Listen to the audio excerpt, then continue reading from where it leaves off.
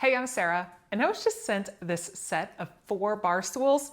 Now these are really neat because you actually can just take the back off, which I've done for this one, and then these can stack up, which makes these so space saving.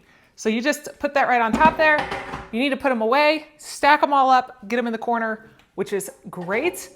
Now these are actually all with a steel frame. They're about 24 inches high right here.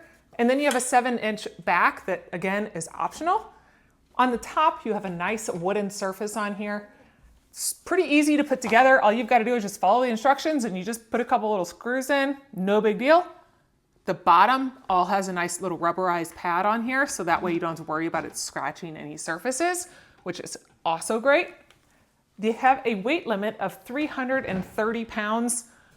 The seat's about 12-inch square, so there's plenty of room to be able to sit on here, enjoy your meal, talk with friends. When you're done, put them up, stack them away, or because of their size, they fit great right underneath of a bar, so you can have them all nice and lined up, ready to go for next time with the nice elegant steel and the wood. This would make a nice feature for any home.